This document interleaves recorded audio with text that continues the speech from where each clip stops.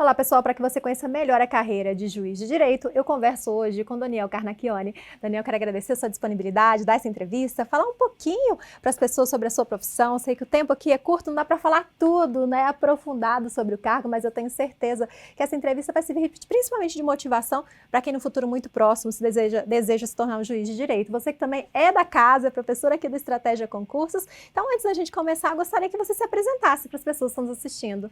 Bom, em primeiro lugar, queria agradecer o convite para falar um pouquinho de carreira, de concurso público. Meu nome é Daniel Carnacchione, sou juiz de direito aqui no TJDFT, professor de direito civil aqui do Estratégia. Estou à disposição aí para responder as suas perguntas e questionamentos. Há quanto tempo enquanto juiz?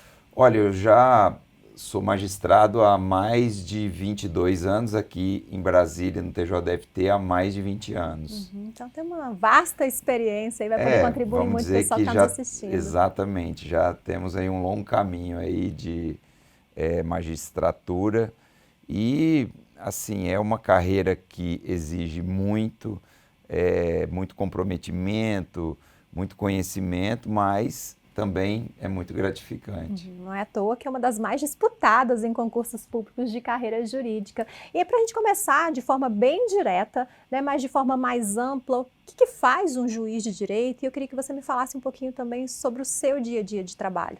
Olha, é assim, o juiz de direito, claro, ele integra o Poder Judiciário, que é um dos poderes da República, né? O nosso, vamos dizer assim, a nossa função principal é analisar conflitos que existem na sociedade, dos mais diversos segmentos e situações, questões criminais, cíveis, administrativo, ambiental, enfim.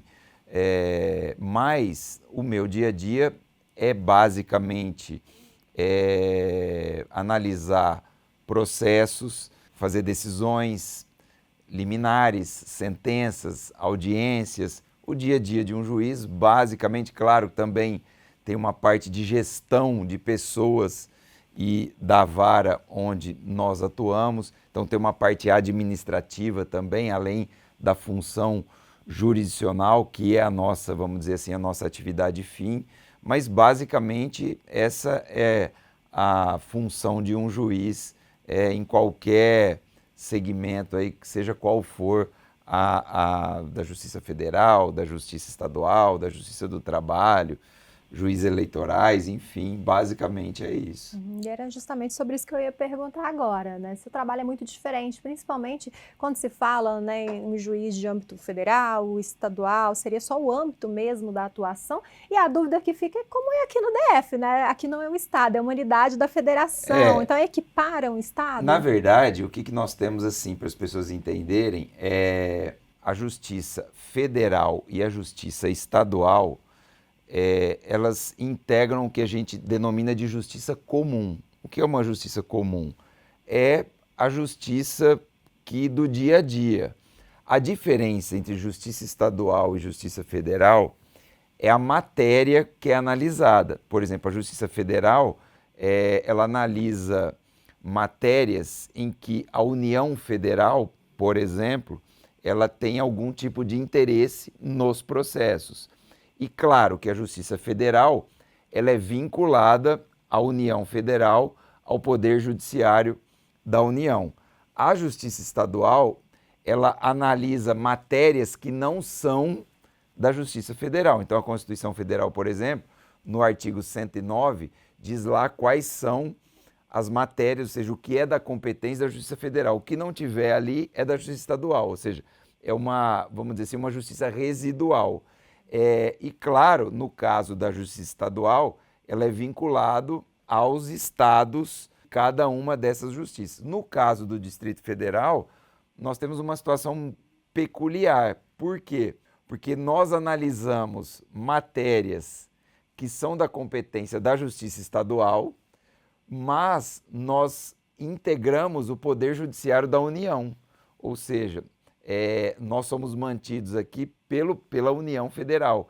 Então, nós não somos juízes federais, porque nós não analisamos matérias de competência da Justiça Federal, mas nós integramos o Poder Judiciário da União. Então, assim, a gente tem essa vamos dizer assim, esse caráter um pouco híbrido aqui, que nos traz algumas dificuldades, às vezes, até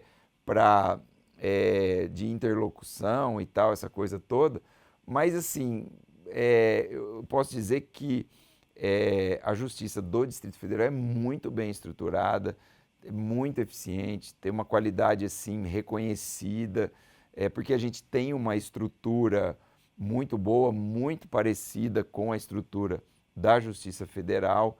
Então, assim, acredito que isso não atrapalha a nossa função, o nosso dia a dia, mas temos essa peculiaridade. Uhum.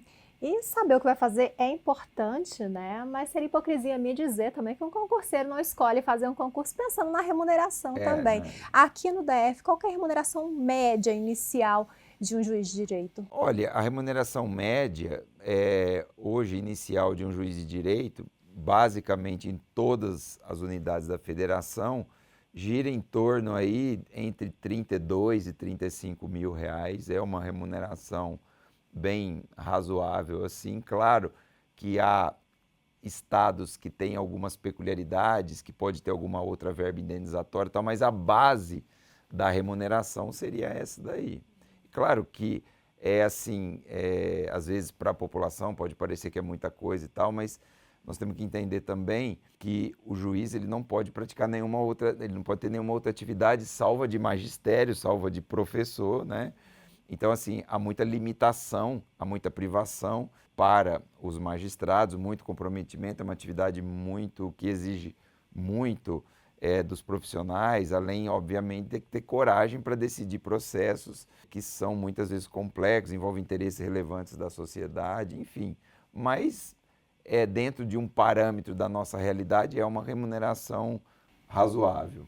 Eu acho que pela responsabilidade também Sim. que o trabalho exige, né? Sim. Não é muito incomum a gente ver em jornais de nível nacional comentando sobre alguma decisão de juiz, muitas vezes não aparece ali o rosto do juiz, mas fala o nome, o sobrenome, decisões que são aí, às vezes, que podem ser motivo de questionamento da população como todo, daqueles que vão ser contra, daqueles que vão ser a favor.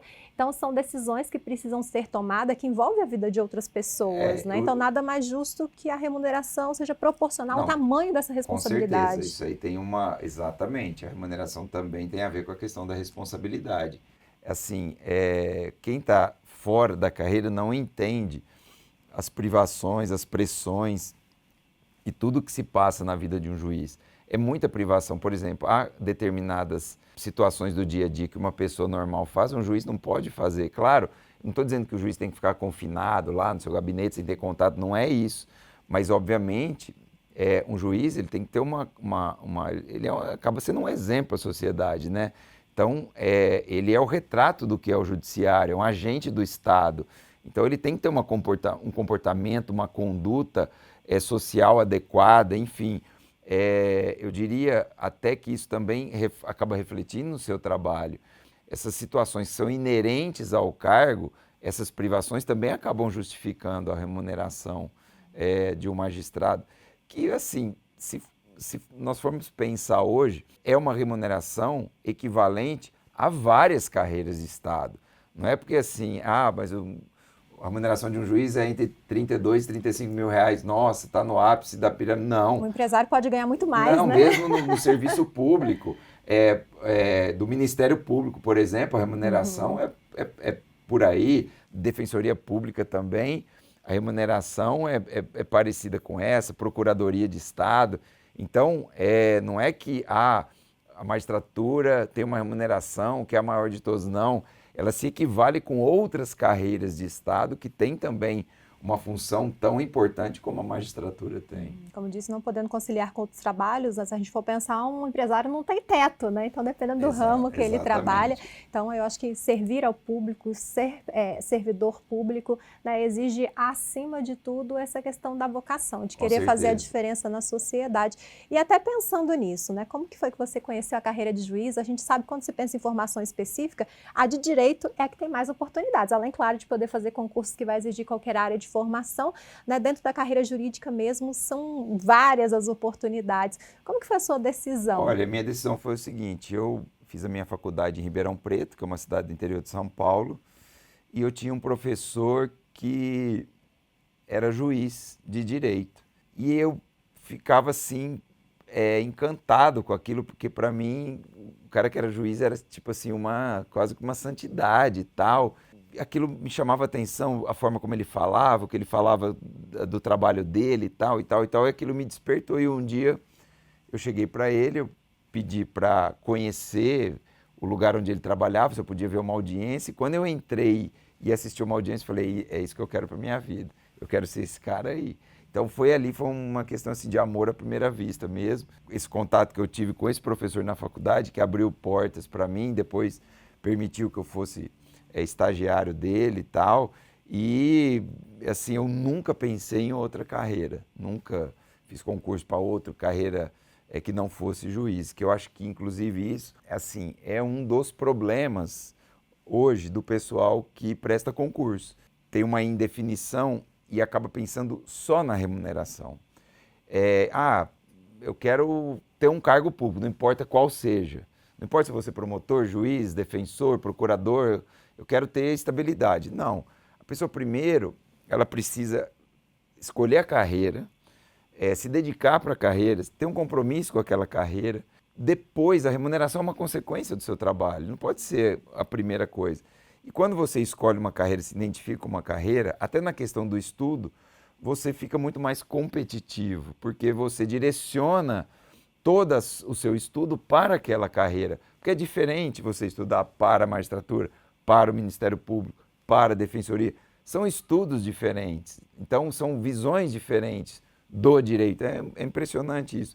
Mas quem tem essa sacada, vamos dizer assim, e consegue já definir qual é a carreira que ele pretende, isso facilita muito o estudo.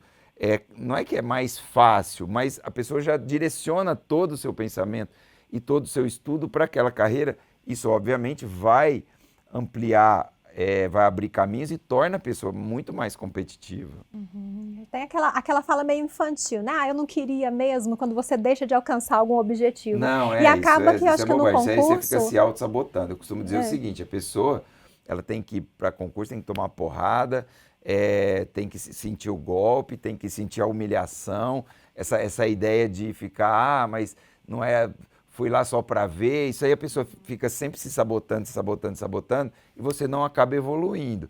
Porque quando você sente a derrota, você olha no espelho, chega em casa e fala, caramba, fui derrotado, eu perdi. Aí você vai, claro, se dedicar para conseguir alcançar e seguir em frente. Porque enquanto a pessoa fica nessa, vou lá só para ver, vou lá só para ver, ela não evolui, ela não sai do lugar. É uma autossabotagem que a pessoa faz, porque tem medo da derrota. Enquanto a gente não enfrentar a derrota e a humilhação e sentir o golpe, não tem como você conquistar as coisas. E eu acho que o que motiva nesses golpes que o mundo dos concursos traz, justamente é se ver na carreira, né? Se ver realizado profissionalmente, por que não dizer financeiramente também, mas colocando profissionalmente ali em primeiro lugar, né? Exatamente. Então, eu vejo que muitos alunos que eu entrevisto falam isso, né? Vinha reprovação, mas estava lá colado na porta do meu quarto, na tela do meu computador, o prédio onde eu queria trabalhar, o local onde eu queria trabalhar. Isso, sem dúvida nenhuma, se você escolhe aquilo que você quer fazer, que vai trazer uma realização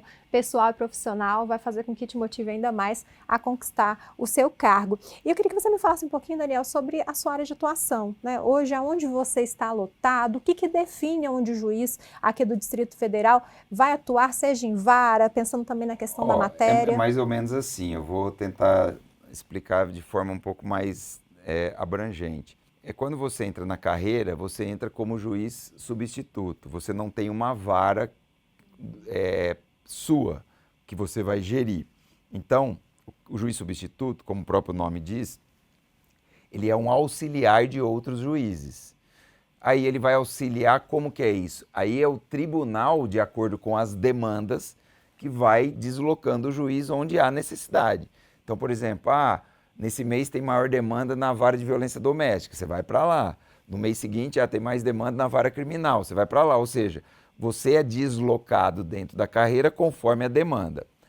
Quando você deixa de ser substituto, aí existe a possibilidade de você escolher uma vara onde você vai atuar. O problema é que, às vezes, quando chega no seu momento, na sua vez, a vara que está disponível não é a vara que você gostaria de trabalhar. Então, por exemplo, tem uma vara criminal que está aberta e você não gosta do tema criminal, você gosta de cível. Então, aí você tem duas possibilidades. Ou você vai para aquela vara criminal para ser titular lá e espera um dia abrir uma outra vara para você pedir uma remoção, que ocorre naturalmente dentro da carreira, ou você deixa sua vez passar até surgir uma vara, você continua substituto até surgir uma vara que seja aquela que você deseja. Eu costumo dizer o seguinte, é um juiz mesmo, ele não deixa passar, ele vai, aceita o desafio, mesmo que não é aquilo que ele pretendia, e depois ele vai ter uma oportunidade de remover dentro da carreira para a vara que ele pretende. Hoje, eu estou numa vara de fazenda pública. A vara de fazenda pública é uma vara complexa, é uma vara difícil, porque trabalha com questões que envolvem processos contra um ente político específico, que é o Distrito Federal. Nós trabalhamos lá também com autarquias distritais, com fundações públicas distritais.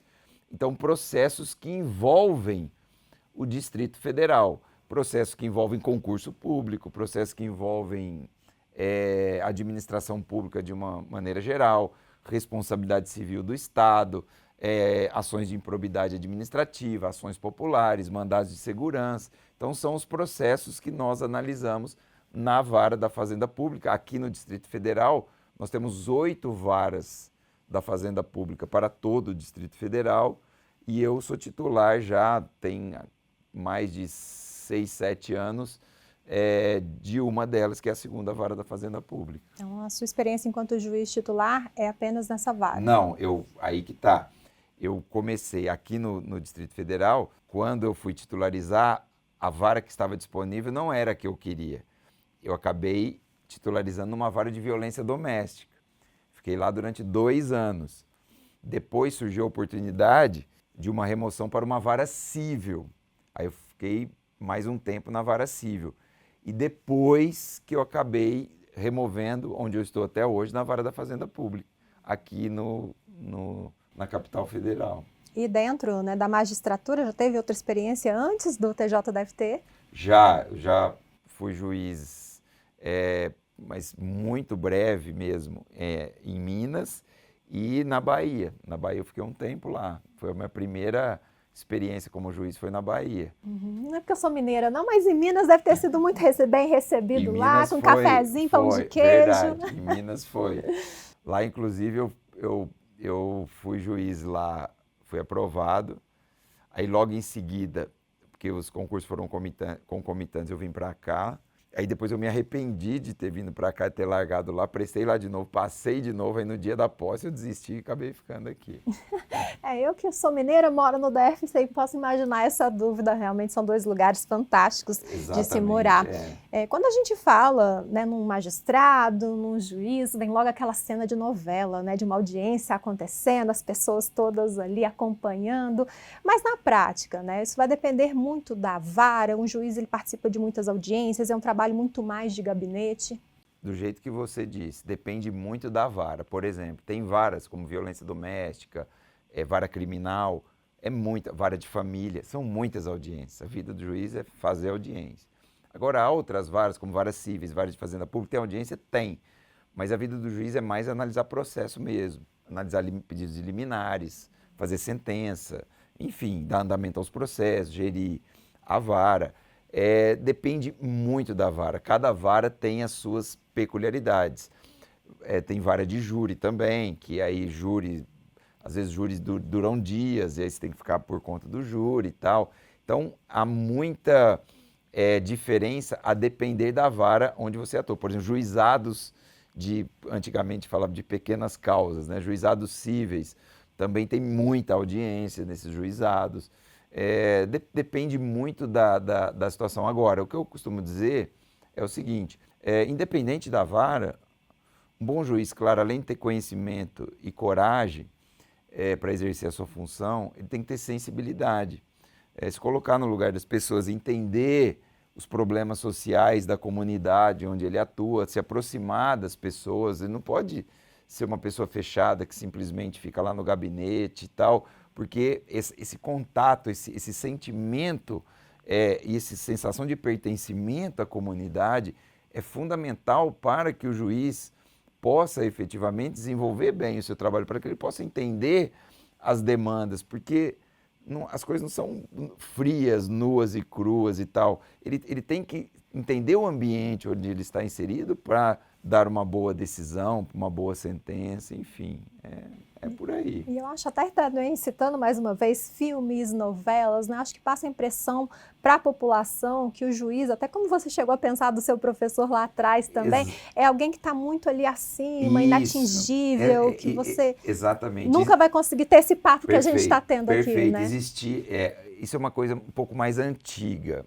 que eu digo de uns 20, 30 anos atrás, onde o juiz era meio que uma divindade, um ser inalcançável para você ter contato com o juiz. Não, hoje eu vejo assim, essa nova geração de juízes, eles já são muito mais integrados. Você vê os juízes, por exemplo, em redes sociais, se comunicando. Claro que não pode ter abuso, não pode ter excesso. Tem juízes também que se excedem, às vezes não sabem trabalhar com rede social.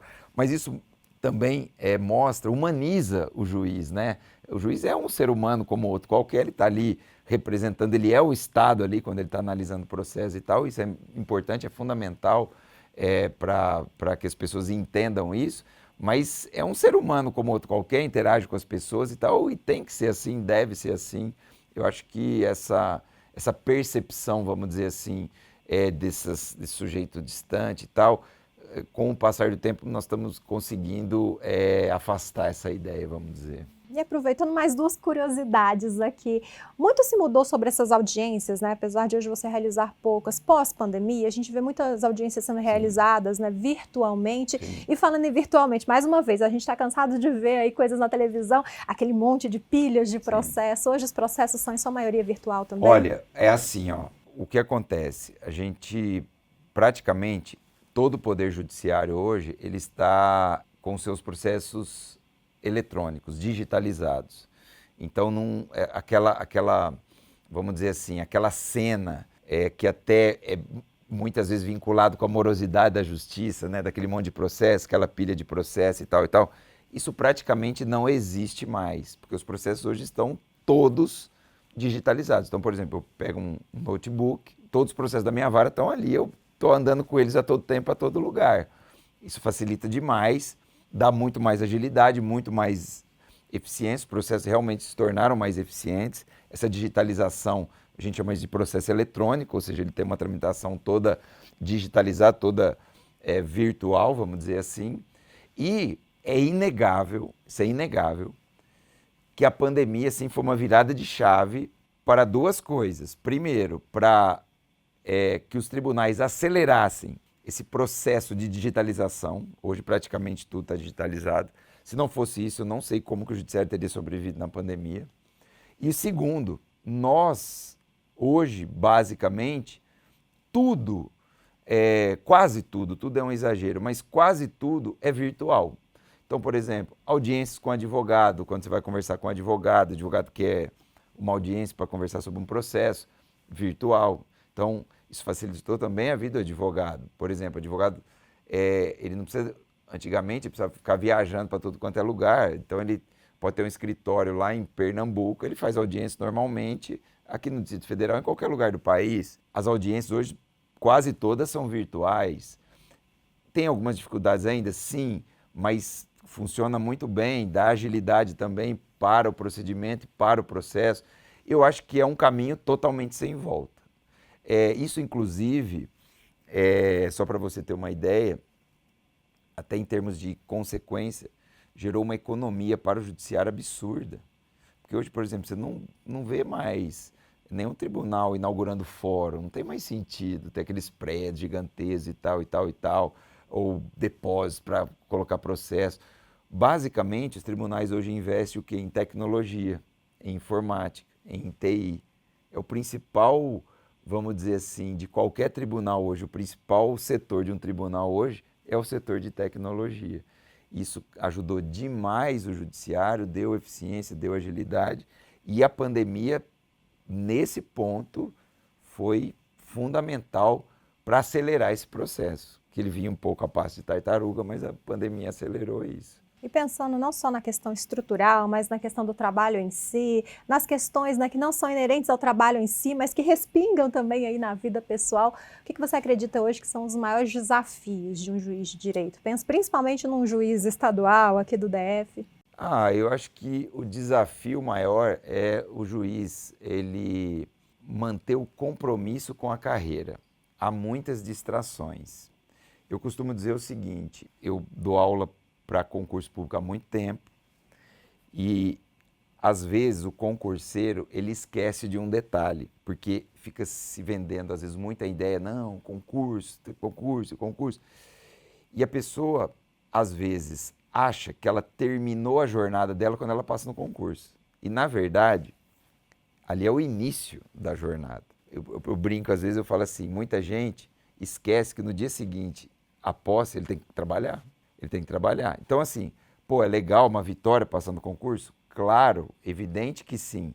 Mas a sua jornada, ela está só iniciando. Você venceu uma etapa. A principal etapa é, depois, você ter um compromisso com a carreira. Porque, infelizmente, muitas pessoas não têm esse compromisso. Então, eu acho que o grande desafio é você manter o compromisso com a carreira. A carreira tem que ser a principal coisa da sua vida. Você tentar não se submeter às distrações que a vida tem. É muito difícil hoje, por exemplo, com redes sociais, você se manter um pouco alheio às redes sociais, vamos dizer assim, claro, é legal você mostrar o trabalho de um juiz numa rede social e tal, isso e aquilo, mas evitar uma exposição exagerada, sabe? Uma coisa assim, que prejudica a carreira, porque o juiz ele tem que ter uma credibilidade. A pessoa que vai ao judiciário, ela está confiando a vida, o patrimônio dela para você, então você tem que ter uma certa conduta. Então esse comprometimento com a carreira, em termo amplo, eu acho que é o principal desafio que a gente tem diante dessa sociedade multifacetada e complexa que a gente vive hoje, que gera muitas distrações e, como o juiz, eu disse, é um ser humano, às vezes ele acaba se submetendo a essas distrações e deixa a carreira um pouco de lado. Eu posso estar errada por estar vendo de fora, mas eu acredito que um grande desafio também deve ser a questão da imparcialidade, né? A gente viu recentemente um caso polêmico, não vou entrar em detalhes aqui, sobre uma fala que soou meio machista de um juiz, isso ficou muito exposto, né? Independente de questão de valores, de opinião, questões partidárias, toda decisão é necessário que seja imparcial. Essa questão da imparcialidade é uma dificuldade também ou acaba sendo comum no dia a dia? Na verdade, a imparcialidade é uma premissa da carreira. Tipo assim, você tem que ser imparcial, evidente. Agora, o problema é que alguns juízes, é aquilo que eu acabei de falar sobre as distrações. O juiz não tem que ficar... claro que o juiz, dentro da casa, nas suas relações familiares mais íntimas e tal, ele pode ter suas preferências políticas e tal, mas o juiz não tem que ficar se exteriorizando opiniões políticas, principalmente porque ele vai analisar casos que vão envolver essas pessoas que fazem parte do mundo político. Então, assim, por isso que a Constituição proíbe que o juiz tenha qualquer atividade político-partidária. Não é adequado para um juiz ficar se envolvendo em debates públicos com política, com religião, com questões que não são da carreira efetivamente. É aquilo que eu disse no início, das privações que o juiz tem. Então ele tem que ter mas então é uma censura. Não é uma questão de censura, é uma questão de postura, para você manter essa imparcialidade, para você manter uma conduta. Numa relação íntima de amigos e tal, você conversa sobre qualquer assunto e tal, porque está dentro de um círculo de amizade, mas essa exteriorização, essa necessidade que algumas pessoas têm de expor a vida privada, de expor opiniões, isso só traz prejuízo para a carreira. Então, o CNJ está atento a isso, corretamente, e vem, vamos dizer assim, num caminho bacana aí para impedir que os juízes tenham essa como que eu vou dizer para você, essa exteriorização de posições que não trazem nenhum benefício para a carreira, é simplesmente uma ideia que vai acabar repercutindo negativamente no trabalho. Então, por exemplo, quando nós tivemos esse período conturbado das eleições e tal, essa coisa toda, juízes postando em rede social a favor desse ou daquele candidato, isso não é papel de um juiz, esse tipo de coisa, porque justamente aquilo que você falou é a questão da imparcialidade, ela pressupõe uma conduta muito bem pautada, não interessa o que o juiz pensa, se ele gosta do candidato A, B, ou C ou D, nada disso interessa. Ele manifesta isso nas suas relações íntimas, mas até porque juízes estaduais, como você colocou, eles também são juízes eleitorais. Então eles vão trabalhar com processos relacionados a eleições, a candidatos, a não sei o que e tal e tal. E isso pode condicionar muitas vezes a decisão. Então é bacana quando o juiz ele consegue se manter alheio a essas questões públicas e tal, e ficar focado e comprometido com o seu trabalho. As decisões, né, elas vão influenciar diretamente na vida de pessoas, Sim. Seja pessoas através de CNPJs, Exatamente. mas a grande maioria ali através dessas pessoas CPF, digamos assim. Nessa sua experiência de mais de 20 anos de magistratura, teve alguma situação, algum caso que tenha marcado, que você sempre lembra com carinho? Tem vários, tem muitos casos. Tipo assim, quando eu trabalhava, eu nunca esqueço, uma vez eu trabalhava numa vara de família e tinha uma pessoa que ia ser interditada, a gente foi ouvir ela até tinha sido vítima, o filho dela tinha mantido ela em cárcere privado, assim, uma coisa horrorosa, assim, sabe? E a gente foi ouvir ela dentro da UTI de um hospital, sabe? São umas coisas que mexem. Na época da pandemia mesmo, também teve uns processos também complexos, porque era uma época também complicada, que o comércio tinha as suas atividades restringidas para evitar, né, por questões de saúde pública, então tinha muito processo sobre isso, era muita pressão, toda semana você estava na mídia e tal, o juiz autorizou, negou e fez e tal. Então, assim, tem muita coisa, tem muita história relacionada a isso, mas, assim, a gente acaba fazendo... Claro, tem processos que marcam. Eu costumo dizer, você até fez uma pergunta interessante, quando eu falo com juízes novos em cursos para juiz e tal, eu falo assim, você estudou tudo que você estudou e fez tudo que você fez para 3% ou 2% de processos que durante sua vida de juiz vão passar na sua mão, que é ali que você tem que estar.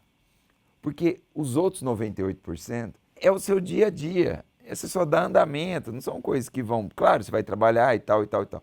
Mas aqueles 2% vão exigir de você coragem, abnegação, não pode ter medo e tal, porque a falta de coragem também é um problema muito grave num juiz. Porque você vai suportar pressão, você não pode ter receio de decidir, seja qual for a decisão. Então, assim, aproveitando a sua pergunta, sim, tem processos que marcam a gente e tal, a gente acaba levando para sempre esses casos, mas faz parte da nossa atividade. Eu imagino que isso conta muito mais, né? Dá um incentivo ainda maior, mais que qualquer remuneração, Sim, que qualquer com coisa. certeza, não, com Esse certeza. espírito de servir ao público e poder ver isso diretamente, o resultado do seu trabalho ali em loco. E a conversa está muito boa, a gente podia seguir aqui por horas conversando sobre a profissão. Eu mesmo não sou da área do direito, mas tenho muita curiosidade de saber sobre as carreiras, sobre as profissões. Mas, enfim, para a gente não enrolar muito, o pessoal tem que estudar. O que você quer deixar de dica, de mensagem para o pessoal que está nos assistindo e desejam no futuro muito próximo, quem sabe, se tornarem colegas de trabalho? Olha, a mensagem que eu gostaria de deixar é o seguinte, que para quem optar por essa carreira, saiba que é uma carreira bonita, uma carreira gratificante, mas também tem os seus ônus. vai exigir muita coragem, muito comprometimento. O estudo para concurso, claro, vai ser diferente, mas você vai ter que estudar a sua vida inteira. Quem está na área do direito sempre tem que estudar, porque senão, se você abandonar o direito, ele te abandona também. E a pior coisa que tem é você ser julgado por um juiz que não tem conhecimento jurídico. É uma tragédia, você arrebenta a vida das pessoas. Então, para quem optar por essa carreira, saiba que você está fazendo uma opção pelo estudo para sempre. Um compromisso que você está assumindo não só com a carreira, mas também com o direito. E, obviamente, claro, tem as suas benesses, tem os seus bônus, mas eu não considero isso um ônus porque eu gosto de estudar. Então, para mim, é um prazer.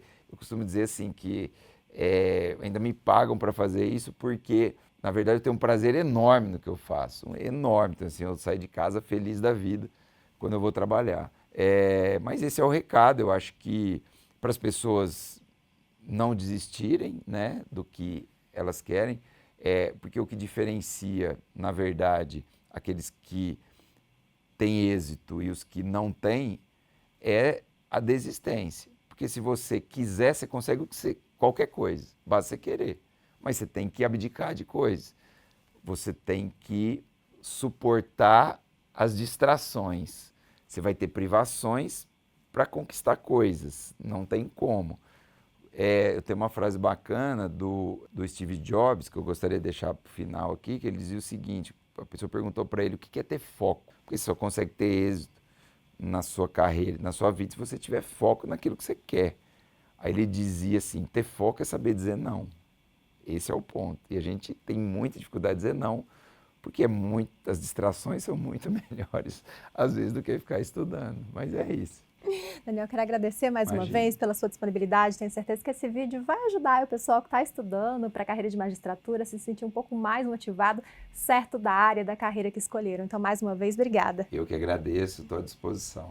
Obrigada. Lembrando, como eu disse, né, o Daniel é professor aqui do Estratégia. Eu tive aqui durante algumas semanas, tendo que vir cedo aqui de manhã, já encontrava com ele aqui para iniciar as aulas ao vivo às 8h30 da manhã. Então, para acompanhar as aulas ao vivo do Daniel, essas no YouTube gratuitas de outros professores também, se inscreva aqui no nosso canal para receber todas as notificações de conteúdos como esse também e para ficar por dentro de todas as novidades no mundo dos concursos e conhecer também nosso material, é só acessar o site estrategiaconcursos.com.br. Um grande abraço e até a próxima. Tchau, tchau.